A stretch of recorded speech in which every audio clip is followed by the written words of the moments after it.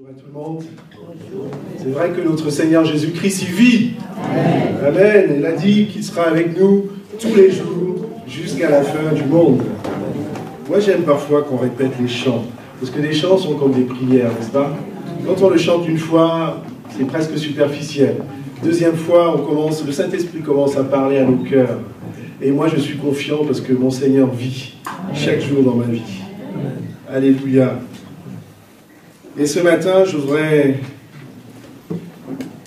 vous dire que notre Seigneur Jésus-Christ, il est à l'honneur. Pas parce qu'il est né depuis 2000 ans. Il est à l'honneur parce qu'il est notre Seigneur, parce qu'il est notre Dieu. Et le titre de ce message, c'est « Qui est le Jésus de Noël pour toi ?» Qui est le Jésus de Noël pour toi? Mais nous avons besoin de la grâce de Dieu. Est-ce que nous pouvons nous tenir debout et demandons au Seigneur de nous conduire par son Saint-Esprit, de nous parler par sa parole. Alléluia, vous êtes d'accord avec moi? Est-ce qu'ensemble nous pouvons élever nos voix? Seigneur, nous te bénissons, te rendons grâce. Seigneur mon Dieu, encore ce matin. Je te loue, Seigneur mon Dieu, parce que tu es là au milieu de nous, Seigneur. Je te bénis pour l'assemblée, Seigneur mon Dieu, des saints. En nous, Seigneur mon Dieu, tu as mis ton Saint-Esprit, afin que nous puissions te connaître, afin que nous puissions, Seigneur mon Dieu, avoir la révélation de ta parole, connaître, Seigneur mon Dieu, ton amour, la profondeur, Seigneur, la largeur, Seigneur mon Dieu, de ton amour. Et ce matin, Seigneur, je te loue aussi parce que ton Saint-Esprit, Seigneur mon Dieu, est là encore, nous révélant, Seigneur mon Dieu, ton plan, ton projet, Seigneur mon Dieu, pour l'humanité. Je te bénis, Seigneur, de ce que, Seigneur, en nous, tu as mis aussi, Seigneur, cet esprit qui nous aide chaque jour à marcher, Seigneur, dans la persévérance, à nous accrocher à toi, Seigneur. Seigneur, notre destinée, Seigneur, est assurée en toi. Notre joie éternelle, mon Père, mon Roi, est en toi. Tu es l'objet de notre louange. Tu es l'objet de notre adoration. Seigneur mon Dieu, en ce jour où le monde entier, Seigneur mon Dieu, célèbre ta venue. Seigneur, nous voulons, Seigneur, nous joindre aux anges, Seigneur mon Dieu, du ciel. Seigneur, pour dire que ton nom est si merveilleux. C'est vrai que ton nom est si glorieux. Tu es Jésus, alléluia. Tu es Emmanuel, Dieu au milieu de nous. Et nous te bénissons, Seigneur mon Dieu, ce matin. Que toute la gloire te revienne. Par le nom de Jésus. Amen. Est-ce que nous pouvons acclamer notre Jésus ce matin? Vous pouvez vous asseoir. Et dans le titre du message, c'est qui est Jésus de Noël?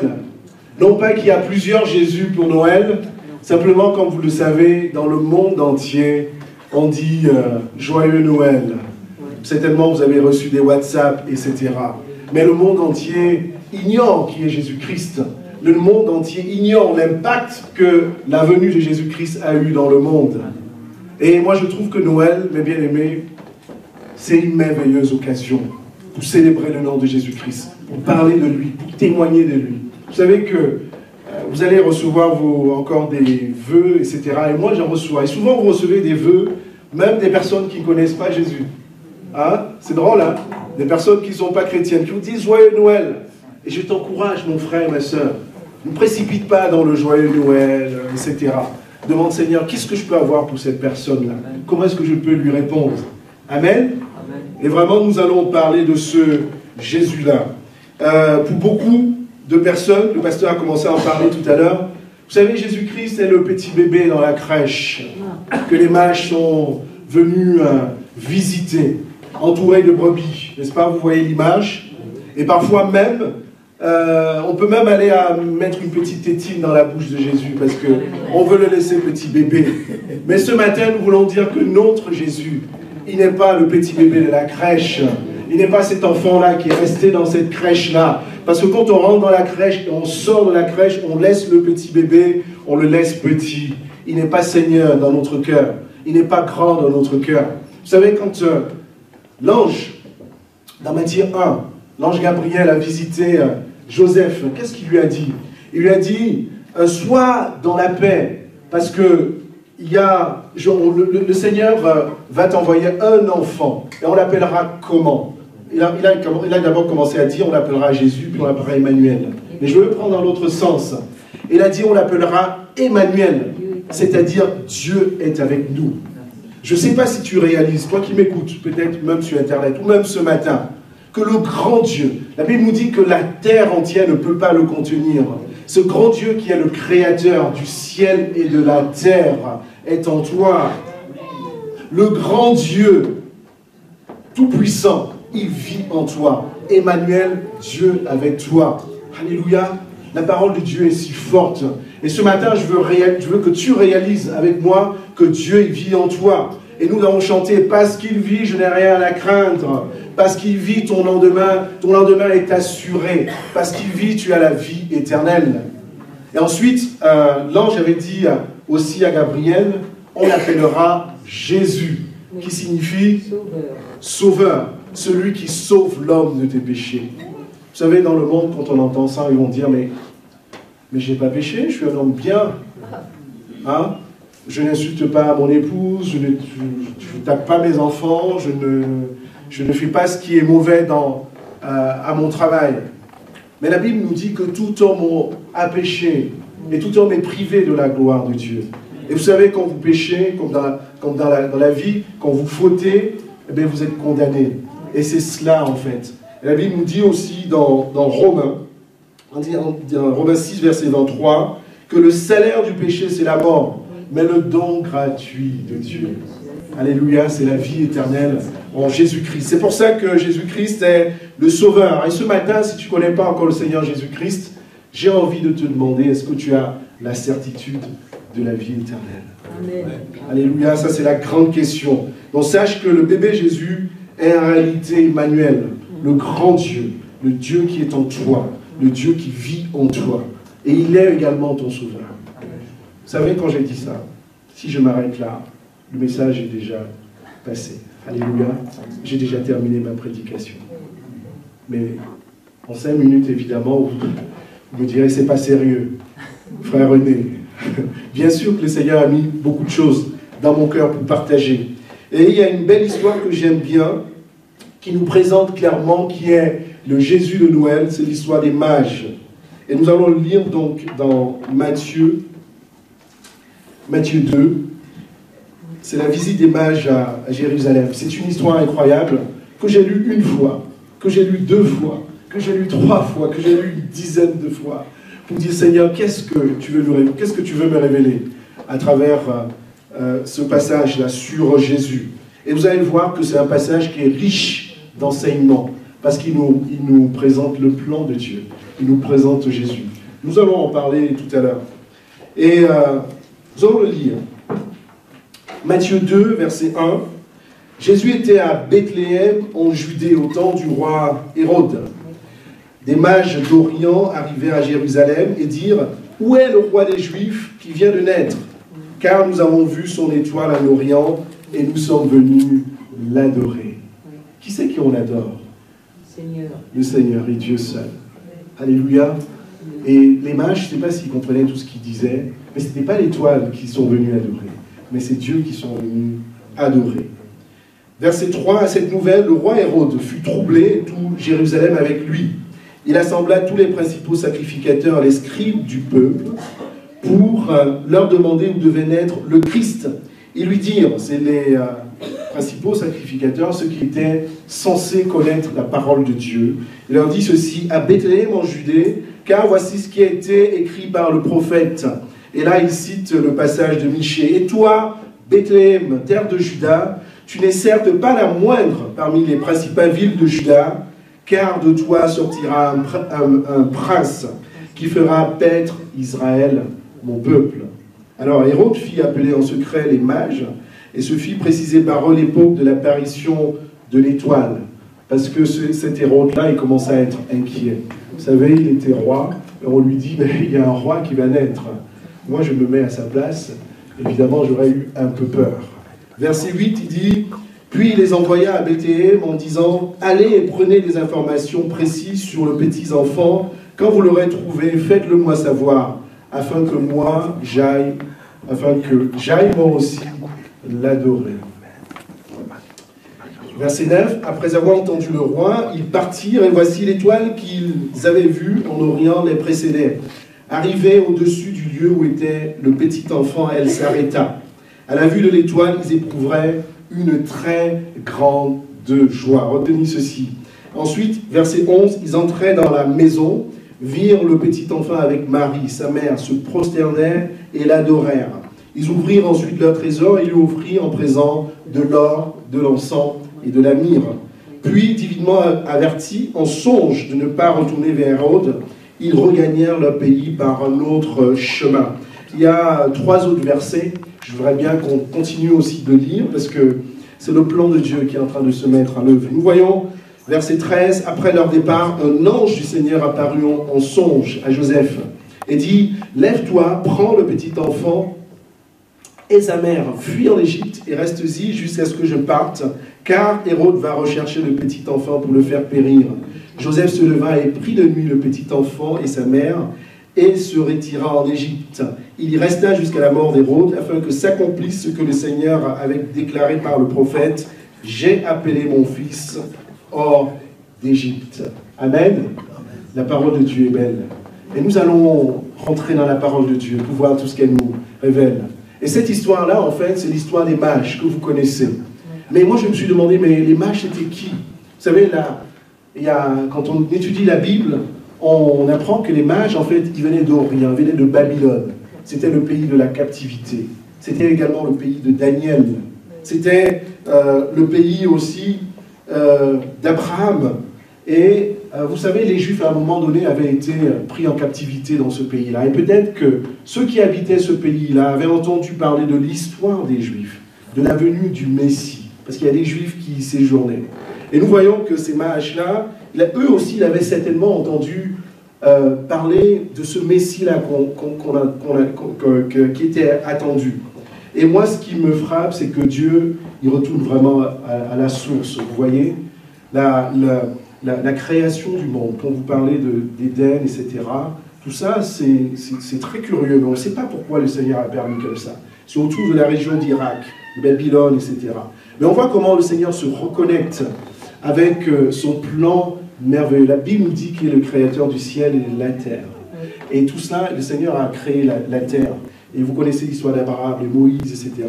Et quelque part après, 2000 ans après, il se reconnecte avec son histoire. Pourquoi je vous dis ça?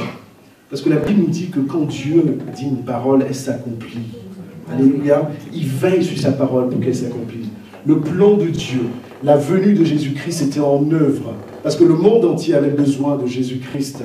Et nous voyons que les mages, peut-être qu'ils ne connaissaient pas toute cette histoire-là. Ils étaient utilisés par Dieu pour accomplir son plan. Donc les mages, c'était des scientifiques qui, en fait, ils connaissaient les étoiles. Ils étudiaient les étoiles. Et mystère des mystères, ils avaient reconnu une étoile particulière. Une étoile qui n'était pas comme les autres. Vous savez, dans le ciel, il y a des milliers et des milliers d'étoiles. Mais il y avait une étoile particulière, celle de notre roi, celle de Jésus, le roi des rois. Et quand ils avançaient, la Bible nous dit que, en fait, ils disent, où est le roi des Juifs qui vient de naître? Or, il y avait que, tout le monde savait qu'en Israël, en fait, c'était le roi Hérode. Mais eux, le Seigneur avait mis dans leur cœur autre chose. Et quand nous voyons qu'ils se disent, nous sommes venus l'adorer. Ce que je vous disais tout à l'heure, il n'y a que Dieu qu'on peut adorer. Amen. Et Dieu, à travers ce passage-là, il est en train de révéler qu'il s'est fait homme. Que c'est Dieu, parce qu'il n'y a que Dieu qu'on peut adorer. Amen. Alléluia. Il est en train de révéler aux mages que c'est lui que les mages vont rencontrer.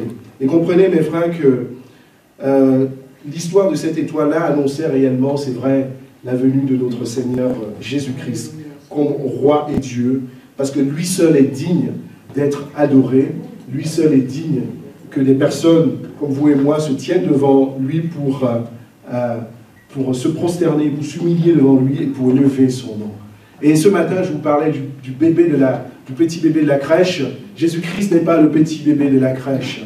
Il est le roi des Juifs, il est le roi des nations, il est le Seigneur des seigneurs, il est Dieu, il est Emmanuel avec nous. Donc j'ai envie de te poser cette question, qui est Jésus pour toi? La Bible nous dit, vous savez, lorsque vous lisez jusqu'à Apocalypse, que quand le Seigneur Jésus-Christ reviendra, il aura sur son vêtement voilà un passage qui écrit « Seigneur des Seigneurs, Roi des Rois ». Et c'est notre Seigneur-là dont on parle ce matin. La Bible nous dit que vraiment c'est à ce moment-là qu'il confirmera à toutes les nations qu'il est réellement le Seigneur des Seigneurs, le Roi des Rois. Aujourd'hui, on célèbre Jésus, on ne sait pas qui il est. Mais quand Jésus-Christ reviendra, il n'y aura plus aucun doute. Le passage dont je vous parlais, c'est dans Apocalypse 19, verset 6. Donc le petit bébé de la crèche, il est notre grand Dieu. Il est le Seigneur des Seigneurs. Et vous savez, ces choses-là ne sont pas faciles à comprendre. Même quand on est enfant de Dieu. C'est pour ça que quand on lit la parole de Dieu, on a besoin de demander l'aide de Dieu pour la comprendre. À chaque fois que je me penche dans ma chambre, que je lis la parole de Dieu, j'ai dit Seigneur, aide-moi. Parce que je ne suis pas sûr de tout comprendre. La Bible nous dit, l'apôtre Paul pouvait me dire que c'est partiellement que nous connaissons, c'est partiellement que nous prophétisons. Et c'est un encouragement que je te donne, mon bien-aimé, à chaque fois d'aller en profondeur dans la parole du Seigneur, de la lire, de la relire, de pleurer devant le Seigneur, dire révèle-moi les mystères de ta parole, car je veux te connaître, je vais aller plus loin. Et je vous parle de ça parce que le roi Hérode, il avait questionné les principaux sacrificateurs, les hommes qui connaissaient la loi.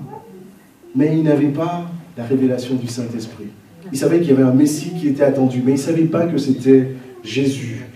Et donc ce matin, vraiment, je nous encourage à nous plonger vraiment dans la parole de Dieu, toujours avec l'aide de Dieu.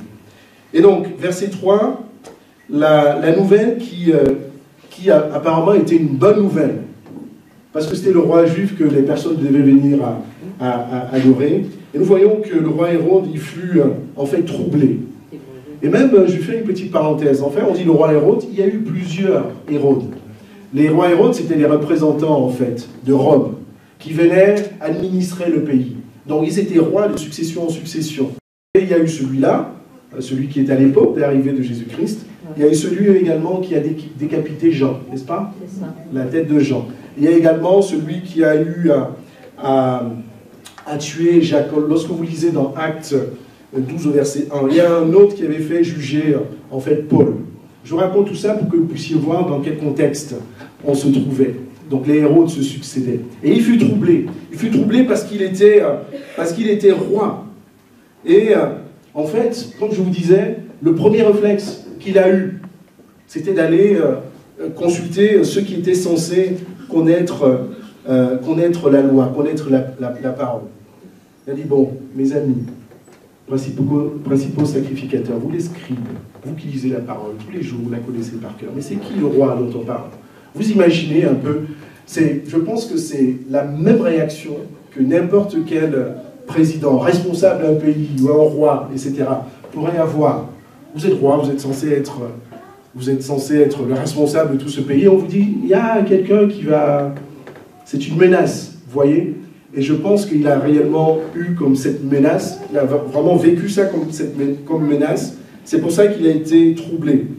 Et il leur dit, oui, monsieur le roi, avec tout le respect que nous te donnons, nous savons quand même qu'il y a un prince qui va naître à Bethléem, en Judée. Et c'est là qu'il se met à citer donc le passage de Michée. Et moi, je vous disais que vraiment, la parole de Dieu nous est révélée par le Saint-Esprit. La Bible nous dit que la lettre tue, mais l'Esprit vivifie. Et donc, je nous encourage, au-delà même de la lecture de la parole de Dieu, priez par le Saint-Esprit. Ayez une vie de prière constante, afin que l'Esprit soit en vous, afin que l'Esprit vous révèle réellement quel est le plan de Dieu, la parole de Dieu, les mystères cachés de la parole de Dieu, qui étaient voilés pour ces principaux sacrificateurs. Donc, ils ont annoncé, donc, c'était une grande nouvelle pour le peuple des Juifs, qu'un Messie, que le Messie, c'est même pas un Messie, parce qu'il y avait un seul Messie, Jésus-Christ.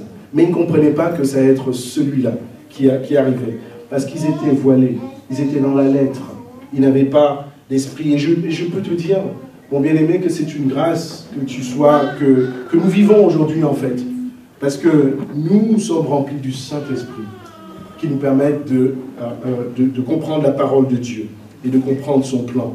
Et à ce moment-là, nous voyons que le roi, en fait, il a missionné les mages dans les mages n'étaient pas venus en Israël pour lui, en fait. Hein. Mais bon, comme il est roi, il peut tout se permettre. Il doit y aller missionner. Et il leur a dit, en fait, au verset 8, il les envoya à Bethléem en disant « Allez et prenez des informations précises sur le petit enfant. Quand vous l'aurez trouvé, faites-le moi savoir, afin que j'aille moi aussi l'adorer. » Mon œil. Est-ce que vous avez cru un seul instant que le roi allait adorer Jésus? Vous voyez comment il est en train de faire un piège, de mettre un piège. Mais il ne peut pas, rien ne peut arrêter le plan de Dieu. Rien ne peut arrêter le projet de Dieu pour l'humanité et le projet de Dieu pour toi. Et nous voyons à ce moment-là que les mages donc, sont partis. Et puis je voudrais qu'on fasse un petit détour, puisque la prophétie de Michée a été évoquée, et que nous en fassions un petit détour dans la prophétie de Michée, c'est Michée 5, versets 1 à 5, et nous allons voir comment le Seigneur révèle encore d'une autre manière sa parole. Michée 5, versets 1 à 5. Et toi, Bethléem, Ephrata, toi qui es petite parmi les milliers de Juda, de toi sortira pour moi celui qui dominera sur Israël, et dont l'origine remonte au lointain passé, au jour d'éternité. Et je vous parlais de ce qui est Jésus de Noël. Alléluia. La Bible nous dit que l'origine remonte au lointain. Alléluia. Quand Dieu crée la terre, il a créé tout ça. Vous connaissez l'histoire de la création du ciel. Ensuite, il a dit, faisons l'homme à notre image. Faisons. Ils étaient Dieu. Ils étaient deux à ce moment-là. Et le petit bébé que nous voyons dans la crèche n'est pas que le petit bébé, il est aussi le Créateur. C'est Jésus, Dieu le Créateur. Il était là à l'origine des temps. C'est pour ça que Jean pouvait dire qu'au commencement, la parole était avec Dieu. Et la parole était Dieu. Alléluia. Et peut-être toi qui m'écoutes, toi qui ne connaissais pas ça, ce petit Jésus, il est celui qui a créé le monde dans lequel tu vis. Il est lui qui a créé les oiseaux du ciel, les poissons de la mer. C'est lui le Créateur. C'est lui qui est Dieu. Et dont l'origine remonte au lointain passé. Et nous voyons que c'est pour cela, la parole de Dieu est cohérente. C'est pour ça que les mages ont compris qu'il était Dieu et qu'il avait aussi vocation d'être adoré. Verset 3, lorsque nous lisons, « Il se dressera et il fera paître avec la force de l'Éternel, avec la majesté du nom de l'Éternel, son Dieu, ils auront une demeure assurée. Car il est dès maintenant glorifié jusqu'aux extrémités de la terre. » Et parfois, vous savez, il y a des petits passages comme ça. Ils auront une demeure assurée. Et là, la parole de Dieu est en train de parler de la vie éternelle. Alléluia. Est-ce que tu as la certitude de la vie éternelle? Jésus pouvait dire, il y a quoi? Il y a plusieurs demeures dans la maison de mon Père. Et je vais vous préparer une place. Et c'est de ça que le prophète Michée avait commencé à annoncer même depuis longtemps. C'est-à-dire que tous ceux qui croiront au Seigneur Jésus-Christ auront une demeure assurée, car il est dès maintenant glorifié jusqu'aux extrémités de la terre. Et le petit bébé qui est dans la crèche, en fait, c'est celui qui est allé te préparer une place. Alléluia. Plusieurs demeures. Il n'y a pas 2 places, il n'y a pas 4 places, il y a 5 places. La maison de Dieu, alléluia, le Paris de Dieu. Notre destination céleste n'a pas de limite, alléluia, et c'est notre demeure éternelle. Ce petit Jésus-là, c'est lui qui est en train de te préparer la demeure éternelle, parce qu'il est aussi ton Seigneur, parce qu'il est également ton Sauveur. S'il n'était pas ton Sauveur, il n'aurait aucune légitimité pour te préparer une place, parce que lui, il a la capacité de te préparer une place. Avançons au verset 4. C'est lui qui sera la paix lorsque l'Assyrien viendra dans notre pays et qu'il pénétrera dans nos donjons. Nous ferons lever contre lui 7 bergers et 8 princes. Ils gouverneront le pays d'Assyrie avec l'épée et le pays de Nimrod au-dedans de ses portes. Il nous délivrera ainsi que l'Assyrien lorsqu'il viendra dans notre pays et qu'il pénétrera dans notre territoire. Et tout cela, mes bien-aimés, on est toujours en train de parler de ce Jésus-là. on est toujours en train de parler de notre Seigneur. Vous savez, la Syrie c'était un peuple voisin en fait de l'Israël. C'était un peuple surtout ennemi de l'Israël. Et ce qui est en train d'être dit dans ce passage, c'est que la Syrie, il sera là toujours pour attaquer, pour dévorer. Et la Syrie, c'est l'image du diable. La Bible nous dit qu'il rôde comme un lion rugissant, cherchant qui dévorer. Mais la Bible ne s'arrête pas là, mon bien-aimé. Parce que Jésus-Christ, il est au-dessus de tout. Le diable existe encore. Il est là, en fait, pour te faire mal. Et il ne te fera pas mal simplement physiquement. Il ne te fera pas mal, pas simplement matériellement. Mais il veut te garder dans l'incrédulité. Il veut te garder dans l'ignorance. Il veut te garder loin de la présence de Dieu. C'est ce que le diable veut faire dans ta vie. Mais gloire à Dieu, parce que Jésus-Christ, son œuvre puissante, avait déjà été annoncée. Lorsqu'on dit en fait qu'ils gouverneront le pays d'Assyrie, etc. Et au verset 5, il nous délivrera ainsi de l'Assyrien. Et j'ai envie simplement de m'arrêter là pour dire que Jésus-Christ est celui qui te délivre du mal. Il est ton protecteur. Il n'est pas ce petit bébé emmailloté dans la crèche, mais il est également ton protecteur. Vous savez, même parfois, je ne sais pas si ça vous arrive, moi dans mon sommeil, parfois, pas tout le temps, quand je me sens attaqué et que j'invoque le nom de Jésus, dormant, je vois l'ennemi, souvent c'est des animaux, je ne sais pas vous, ils s'enfuient. Même dans le sommeil, ça marche, mes bien-aimés. Et moi, c'était une preuve irréfutable que mon Seigneur Jésus-Christ, que là où il est, les ténèbres s'enfuient, les diables tremblent. Alléluia. C'est ce petit bébé Jésus-là. Il n'est pas que emmailloté. Il est ton protecteur. Il est celui qui va te défendre de la Syrie. Et nous pouvons même lire un peu plus loin, verset 7. Le reste de Jacob sera parmi les nations, au milieu des peuples nombreux, comme un lion parmi les bêtes de la forêt, comme un lionceau parmi les troupeaux de petits détails. Lorsqu'il passe, il foule et déchire et personne ne délivre. Amen. Et ça, c'est l'œuvre de Jésus. C'est notre Jésus, c'est notre protecteur, c'est notre défenseur. Il n'est pas que ce petit bébé. Devant lui, les démons tremblent, les démons s'enfuient. Amen. Vous me suivez encore là ce matin? Et je pense, je vous disais que Noël, c'est un merveilleux moment. La parole de Dieu nous donne des ingrédients pour parler à nos proches. À la maison, j'ai beaucoup de personnes encore qui ne sont pas chrétiennes. Et il y a 1000 occasions toujours de parler du Seigneur Jésus-Christ. Mais comment tu parleras du Seigneur Jésus-Christ? À travers sa parole. Évidemment, avec amour. Amen. L'idée, ce n'est pas de brandir à nos invités du moment... la parole de Dieu dit que tu es pécheur, tu dois te repentir. Le meilleur effet de la parole de Dieu, c'est de dire que Jésus-Christ est amour, que Jésus-Christ, il t'aime, et qu'il n'est pas le bébé de la crèche. Alléluia. Et donc, du coup, nous aurons quelques éléments à partager avec notre Seigneur Jésus-Christ. Et je voudrais que, vous voyez, les principaux sacrificateurs, ils ont évoqué la prophétie de Michée. Mais il y a plus d'une centaine de prophéties qui annoncent la venue de notre Seigneur Jésus-Christ. Et tout à l'heure, j'aime quand le Seigneur me fait un clin d'œil. Il y a le frère qui a dirigé la louange, Vidier, qui a lu mon passage. Là, dans Isaïe 9.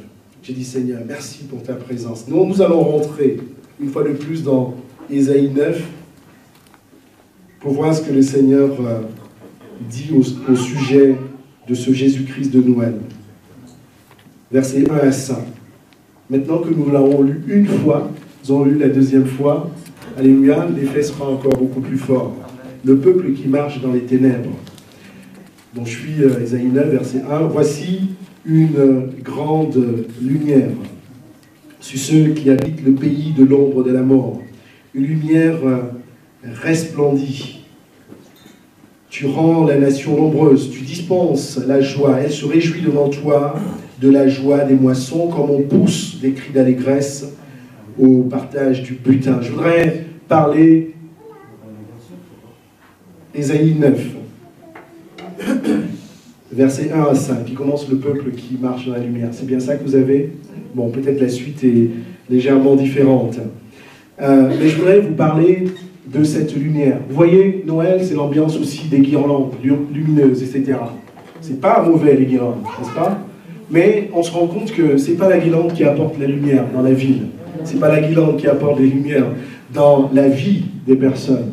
Jésus-Christ est notre lumière. Et ce Jésus-Christ-là de Noël, c'est lui dont on parlait. En fait, qui est cette lumière. Et Jean pouvait dire que la lumière est arrivée au milieu des hommes.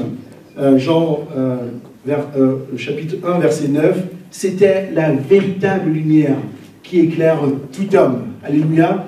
Jésus-Christ est la véritable lumière.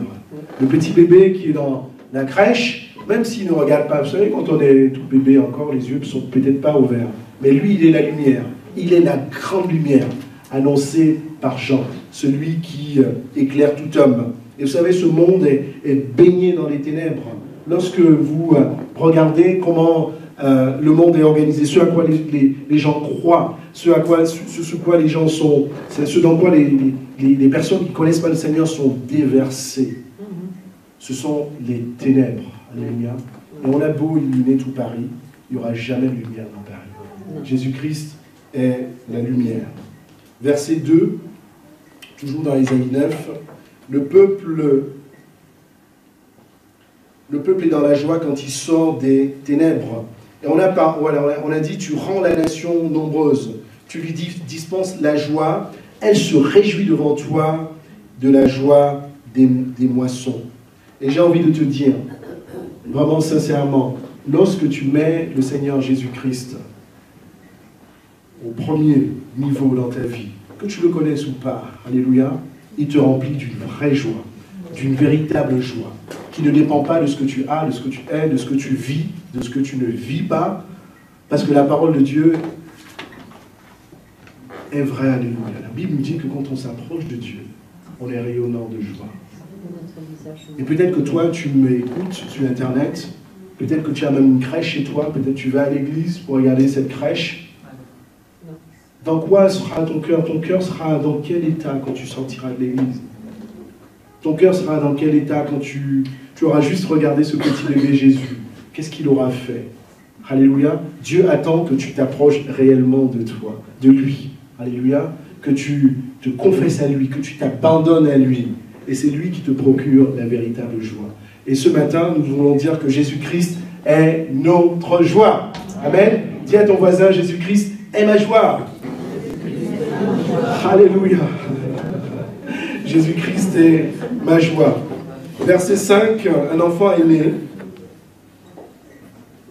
Ce petit enfant, voilà, non, plutôt c'est, oui, au verset 5, car un enfant nous est né, un fils nous est donné, et la souveraineté, dans certaines versions, c'est la domination. C'est pour montrer que notre Jésus est le roi, c'est lui qui va dominer sur toute chose. Reposera sur son épaule, et on l'appellera admirable, on l'appellera conseiller. Il est admirable déjà parce qu'il est digne d'être adoré, il est digne d'être élevé, son nom est digne d'être magnifié. On l'appellera conseiller, parce qu'aujourd'hui encore, par le Saint-Esprit, la Bible nous présente le Saint-Esprit comme notre conseiller. C'est lui qui nous guide. On l'appellera comment? Dieu puissant. Il est Dieu puissant parce que rien ne résiste devant lui. Parce que quand Dieu commence déjà à déployer son armée, quand Dieu ne serait-ce que par sa présence, il est là, rien ne peut subsister devant sa présence. Et on est en train de parler de notre Jésus. On l'appelle Père éternel, parce que son règne n'aura point de fin. Alléluia. Jésus-Christ est le même hier, aujourd'hui, éternellement. Son règne n'aura point de fin. On l'appellera Prince de la paix, parce qu'il est véritablement ta paix. Alléluia. Tu peux courir après la recherche de la paix. Je ne sais pas ce que tu traverses, ou toi-même qui vas m'écouter sur Internet, tu peux courir parce que tu y as des troubles dans ta vie. Tu peux courir parce qu'il y a des familles. Mais ta véritable paix sera d'abord en Jésus-Christ. Il est le prince de la paix. Et on l'appellera conseiller. Ce petit enfant qui est dans la crèche, là, il n'est pas qu'un petit enfant emmailloté. Il n'est pas un petit bébé de 6 mois, de 2 ans, je ne sais pas combien. Non, il avait quand même moins de 2 ans. Je ne sais pas quel âge Jésus avait. Oui, si, il avait moins de 2 ans. Il n'est pas que ce petit bébé qui ne bouge pas.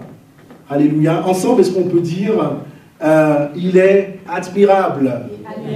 Il est admirable. Il est conseiller. Dieu puissant, Père éternel, Prince de la paix. Jésus-Christ est admirable, il est conseiller, il est Dieu puissant, il est Père éternel, il est Prince de la paix. Alléluia, c'est ce Jésus-là, le grand Jésus. Alléluia. Donc nous allons revenir dans l'histoire des mages, parce que c'est notre fil rouge, n'est-ce pas? Nous n'allons pas abandonner les mages comme ça, nous allons aller jusqu'au bout de leur histoire. Et je vous disais que les principaux sacrificateurs n'avaient pas tout compris. Et cela, je pense que, j'espère en tout cas qu'ils ont appris quelque chose et qu'ils ont donné leur vie au Seigneur Jésus-Christ. Et vous voyez, vraiment Noël, c'est aussi un moment où les religions ont fermé ce bébé dans la crèche. Si vous demandez aux musulmans, aux hindous, etc., si c'est quoi Noël, on dit ouais, c'est ce petit bébé, et puis les cadeaux, le sapin dans la crèche. Ce qui fait que ça a eu tellement un effet néfaste. Je ne suis pas contre la crèche, etc., ou les images, je ne sais pas ce que je veux dire, ce n'est pas le propos. Mais le fait que les religions ont enfermé ce Jésus dans la crèche, et ont fait perdre la puissance de l'évangile. Alléluia. Et c'est comme ça que beaucoup de religieux rentrent dans les endroits où il y a la crèche, où il y a Jésus, et ressortent. Et je me souviens, j'étais tout petit, j'ai grandi dans l'église catholique en fait, comme certains d'entre vous. Tout petit, on faisait des cours de religion. C'était une matière en fait. Hein. Et même à l'église, le dimanche, notre maître, notre instituteur, il faisait l'appel dans l'église pour savoir ceux qui étaient présents. Vous voyez, on a grandi. C'est pas mauvais tout ça, ça donne une certaine base, mais ça n'apporte pas la vie, parce que les cœurs ne sont pas changés.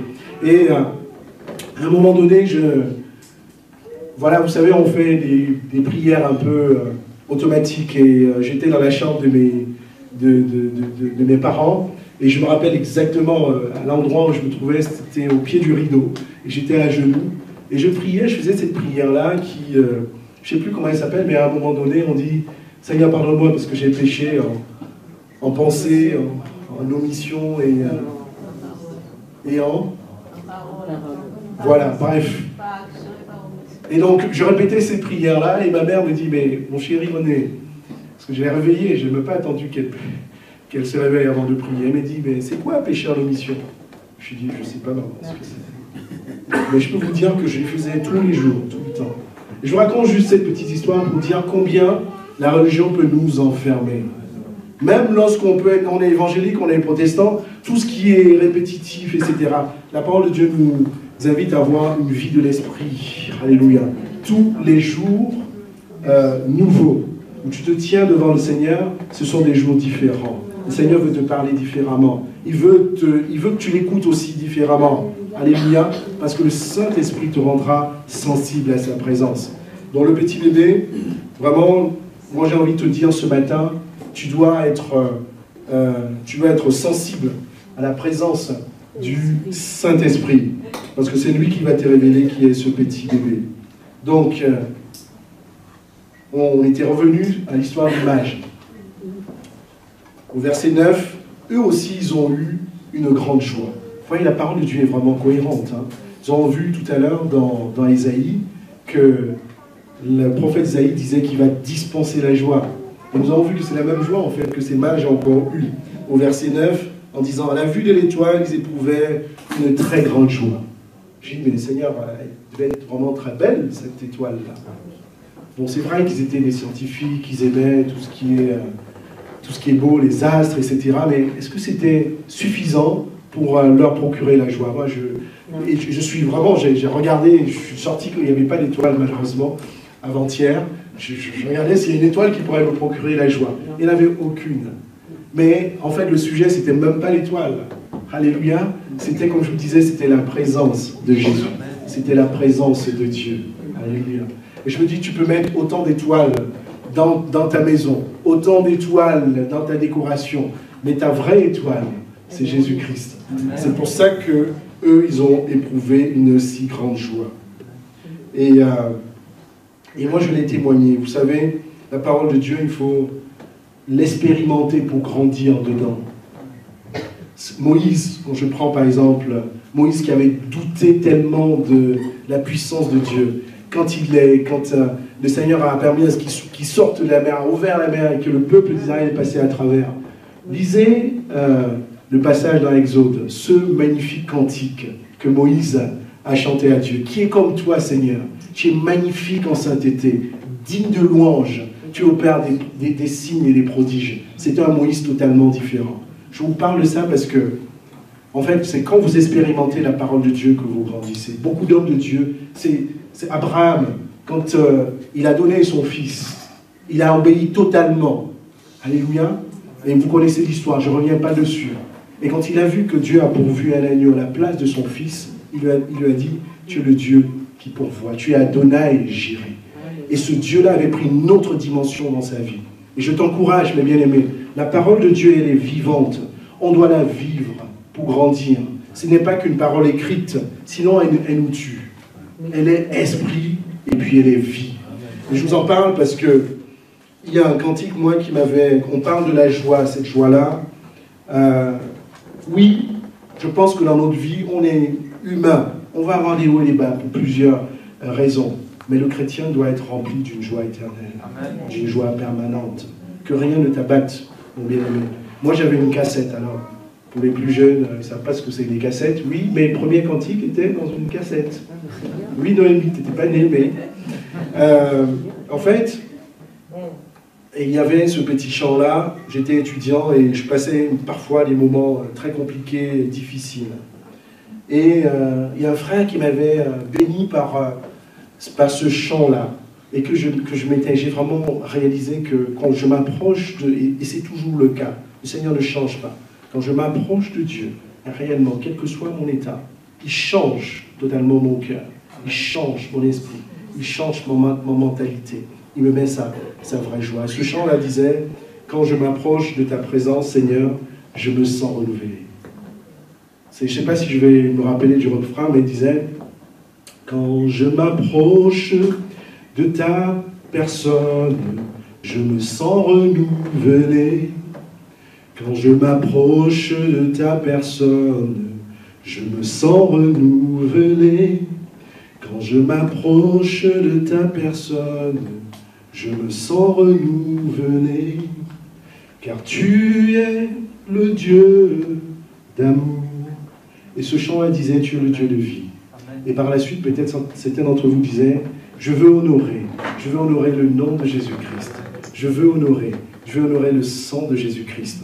Mais je vous avoue que lorsque, dans ma chambre, je me tenais devant mon Dieu, c'est comme s'il m'isolait du monde entier. Alléluia. Et je me sentais réellement renouvelé. Et je t'encourage, mon bien-aimé, va de l'avant dans ta vie de prière.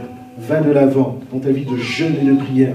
On n'a pas encore parlé de 2023. On parle du grand Jésus de la crèche. Mais que ce soit ce grand Jésus-là qui t'aide chaque jour, alléluia, à avoir une vie en permanence avec Dieu, en présence permanente dans ta vie, dans ton cœur. Donc quand on s'approche de Dieu, on est réellement dans la joie. Et ces mages, revenons sur l'histoire des mages, là, ils ont vu, parce qu'ils se sont approchés de Dieu. Ils ont été remplis d'une si grande joie. La Bible ne nous a pas dit qu'ils étaient les chrétiens, hein, mais ils étaient en train de s'approcher de Dieu. Donc tu n'as pas besoin d'être chrétien pour t'approcher de Dieu. Au contraire, la Bible nous dit qu'il ne rejettera pas celui qui vient vers lui. Alléluia. Amen. Le petit Jésus, il est le grand Dieu qui peut te donner la joie. Donc avançons, un dernier point sur la visite des mages. Cette visite-là avait aussi un caractère prophétique. Ce passage-là, lisez-le 4 fois, 5 fois, 6 fois. Verset 11. Les mages sont venus, vous voyez, aujourd'hui on offre des cadeaux, etc. Les cadeaux ne sont pas mauvais, une fois de plus. C'est quelle croyance on met dedans et qu'est-ce qu'on y met. D'accord? Donc si vous avez envie de faire plaisir à vos cousins, à vos amis, etc., faites-le. Mais faites-le dans le bon sens. Mais revenons à la parole de Dieu. Verset 11. Ils entraient dans la maison, virent le petit enfant avec Marie, sa mère, se prosternèrent et l'adorèrent. Ils ouvrirent ensuite leur trésor. Ils offrirent en présent de l'or, de l'encens et de la myrrhe. Le Seigneur ne dit pas les choses au hasard. C'est Dieu qui a inspiré la Bible. Et vous voyez, l'or, en fait, c'est ce qui représentait la royauté. toutes les parures, les trônes, etc., des rois étaient décorés d'or. Et le fait d'offrir de l'or au Seigneur Jésus-Christ, c'était de reconnaître que Jésus-Christ était aussi Dieu. Alléluia. Alléluia. J'entends pas les Amen ce matin, mais je sais que vous en êtes convaincus. Et le deuxième nous parle aussi de l'encens. Et l'encens fait hommage en fait aussi à la divinité de Jésus-Christ. En fait, lorsque vous lisez Exode, vous voyez bon, je ne vais pas rentrer dans les détails, mais dans le tabernacle, il y avait un endroit où on offrait c'était de l'offrande en fait, sous forme de parfum, voilà, au Seigneur. Et le plus souvent, c'était de l'encens. C'était donc, on l'offrait en fait comme à Dieu. Il n'y a que Dieu seul qui recevait cette offrande. Donc l'or, c'est la royauté du Christ, et l'encens, c'est la divinité, pour dire que Jésus-Christ est Dieu. Et enfin, la myrrhe, vous savez, la myrrhe, c'est une huile, enfin, qui sert même encore aujourd'hui, à embaumer les corps. Et Jésus-Christ, quand il est, comme ses contemporains, quand il est allé dans le tombeau, il a été aussi embaumé par l'huile.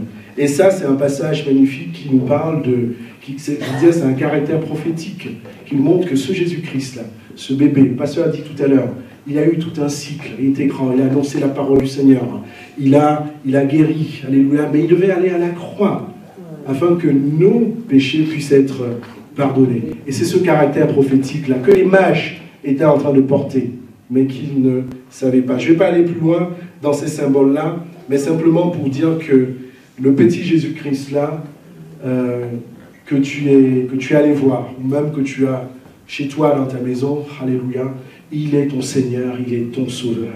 Il est celui qui allait à la croix.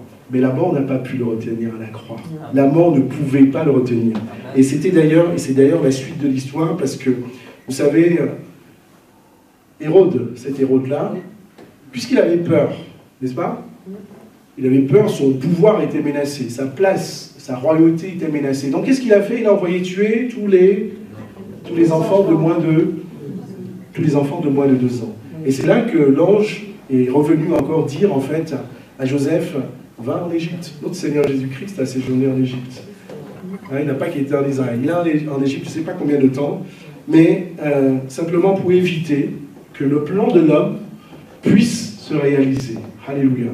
Notre Dieu, il a commencé par prendre ces mages qui venaient de Babylone, l'origine du monde. Alléluia. Vous voyez comment le plan de Dieu il est en train de se dérouler. Et il y a Jésus-Christ qui arrive, qui naît. Jésus-Christ, toute la vie de Jésus-Christ était déjà écrite. Mais il ne devait pas être tué par Hérode. Il ne devait pas être tué par le massacre d'Hérode. Parce qu'il fallait que nos péchés puissent être pardonnés au niveau de la croix. Alléluia. C'est pour ça que l'ange a dit, tu ne les laisseras pas ici. Il s'en ira en Égypte. Amen. Voilà comment notre Dieu est merveilleux. Et il est prêt à tout faire. Ce petit bébé qui est dans la crèche n'est pas que ce petit bébé emmailloté. Il est Dieu qui est fait homme. Il est l'amour incarné de Dieu. Alléluia. Et il est celui par qui Dieu veut pardonner tes péchés. Moi, j'ai été marqué par l'amour de Dieu. Ne serait-ce que par l'histoire de ces marches. Je ne sais pas vous. Il y a peut-être des choses que vous connaissez, mais moi, j'ai découvert des choses. Et j'ai été béni. Et le Seigneur m'a encore permis à lui faire confiance. Vous voyez, quand on sait que Dieu a un plan, et que son plan se réalise quoi qu'il en soit. Ça s'appelle le plan pour l'humanité, nous savons en Jésus-Christ, mais ça s'appelle également le plan pour toi. C'est un véritable encouragement, ma soeur, mon frère. Si Dieu t'appelle à quelque chose, ça peut être un service, ça peut être, même dans le monde séculier, ton travail, s'il le met dans ton cœur, quoi qu'il en soit, tu verras des choses qui vont te donner, qui vont te décourager ou alors te faire penser à autre chose. Mais le plan de Dieu s'accomplira. Amen. Donc notre petit bébé de Jésus dans la crèche, il est le grand Jésus. On a vu que il n'est pas resté dans la crèche. Et je t'encourage, peut-être tu ne le connais pas, il est ton roi, c'est tout ce qu'on a vu. Il est ton Dieu, il est ton sauveur, il est ta paix, alléluia, il te procure la joie, il est ton salut, il est ta délivrance, parce qu'il est allé à la croix. Et nous avons lu tout à l'heure, et j'ai envie que nous tenions debout encore, que nous le disions, vraiment que nous confessions Alléluia. Tenons-nous debout, mes bien-aimés, et nous allons confesser que notre Jésus, il est admirable. Alléluia. Disons-le. Admirable. Admirable. Conseiller. Conseiller. Dieu de paix. Dieu de paix. Père éternel. Précisément prince de la paix. Admirable. Conseiller. Dieu puissant. Père éternel. Prince de la paix. Alléluia. C'est notre Jésus. Alléluia. Et vraiment, nous allons passer du temps dans la prière. Si tu as envie d'avoir une révélation encore particulière du Seigneur Jésus-Christ dans ta vie, peut-être que nous allons fermer les yeux et nous allons passer du temps avec notre Seigneur Jésus-Christ. Tu veux aller plus loin, tu veux avoir une certitude dans ta vie spirituelle, tu veux avoir la révélation de la puissance de Dieu dans ta vie spirituelle, mais dans ta vie. Alléluia, lève simplement la main et nous allons prier. Peut-être que toi, tu m'écoutes aussi via YouTube, peut-être que tu ne connais pas ce Dieu. Et la Bible nous dit que tu peux t'approcher de lui, alléluia, il ne va pas te rejeter. La Bible nous dit qu'il frappe à ta porte. Si tu lui ouvres la porte, alors il rentrera dans ta chambre, il viendra, il va souper avec toi. Mais ce matin, si tu es là aussi, et que tu veux que le Seigneur t'apporte quelque chose de nouveau, à travers le Saint-Esprit, qui est le conseiller, alléluia, lève simplement la main, et ensuite nous allons prier ensemble, alléluia. Nous allons prier ensemble. Élevons la voix. Tout le monde, alléluia. Glorifions le nom de notre Jésus ce matin. Alléluia. Merci Seigneur Jésus pour ta parole. Merci pour ta sainte présence. Alléluia. À travers l'histoire, mon Dieu, Seigneur, l'histoire des mages, Seigneur, tu montres, Seigneur, mon Dieu, combien ton projet, Seigneur, mon Dieu, est un projet d'amour. C'est un projet, Seigneur, mon Dieu, grand et merveilleux, Seigneur, mon Dieu, pour nous. Alléluia. Ce matin, Seigneur, nous reconnaissons encore que Jésus-Christ est notre roi. Nous reconnaissons que Jésus-Christ est notre Dieu. Il est le Seigneur des Seigneurs. Il mérite d'être adoré.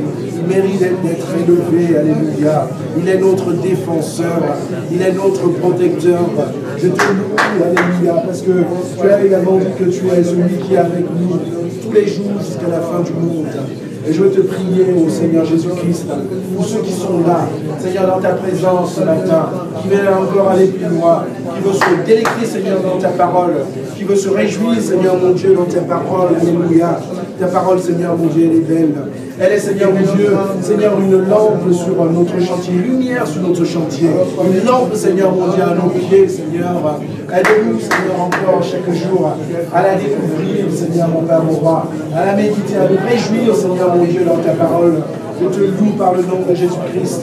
Seigneur, tu éveilles nos yeux. Tu éveilles, Seigneur, mon Dieu, nos consciences. Tu éveilles, Seigneur, mon Dieu, nos esprits. Tu nous remplis, Seigneur, mon Dieu, de toi.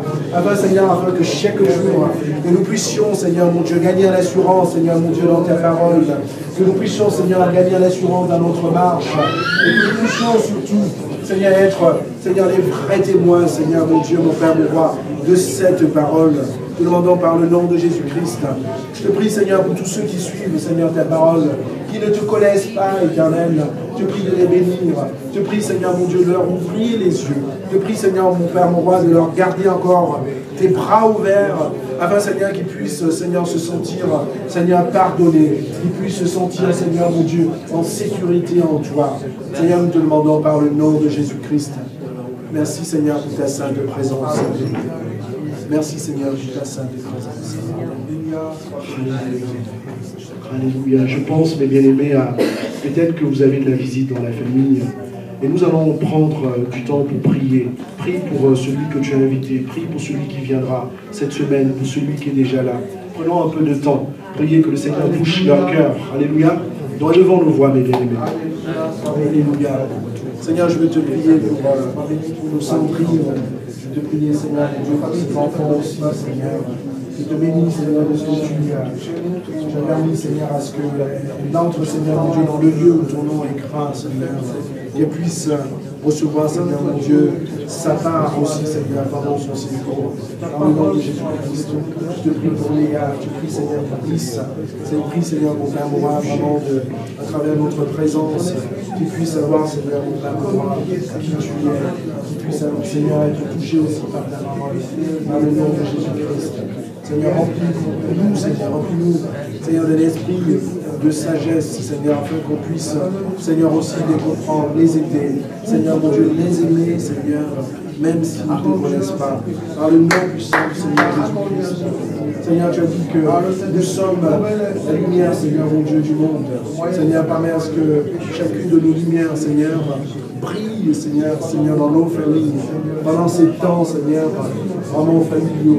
Seigneur, que chacune de mes lumières puisse leur apporter, Seigneur, de la vérité, puisse leur apporter du réconfort, puisse leur apporter, Seigneur, vraiment ton véritable amour. Seigneur, dans le nom de Jésus. Seigneur, merci, Seigneur. Utilise-nous, Seigneur, vraiment dans ces moments. Alléluia. Alléluia. Que la période de Noël soit une période de réconciliation. Alléluia. De réconciliation, Seigneur, de nos familles avec toi. Que cette période soit une période de pardon, Seigneur, par le nom de Jésus-Christ. Seigneur, que notre lumière resplendit par le nom de Jésus-Christ. Tu as dit que nous on la met pas, Seigneur, sous un boisseau. Seigneur, mais on la met sur une montagne, afin qu'elle puisse éclairer toute, Seigneur, mon Dieu, la ville. Seigneur, je te prie, Seigneur, que chacune de lumière que nous sommes puisse être, Seigneur, comme une montagne, Seigneur, mon Dieu, mise sur une montagne, Seigneur, afin que de nombreuses, Seigneur, que nos voisins, Seigneur, nos amis puissent être éclairés, puissent te connaître, Seigneur. Alléluia. Merci pour ta présence, alléluia. Tu n'es pas le bébé, Seigneur, de la crèche. Tu es notre grand Jésus. Tu es notre grand Sauveur. Tu es notre grand Seigneur. Alléluia. Tu es notre grand Dieu. Tu es notre libérateur. Tu es, Seigneur, notre joie. Alléluia. Tu es notre joie, Seigneur. Merci pour ta grâce. Tu es notre paix, Seigneur Jésus-Christ. Et nous le confessons ce matin. Parce que nous te connaissons. Seigneur, parce que nous t'avons vécu. Nous te connaissons, Seigneur Jésus. Que toute la gloire te revienne. Par le nom de Jésus-Christ. Amen. Amen. Amen. Je vais inviter le pasteur. Alléluia.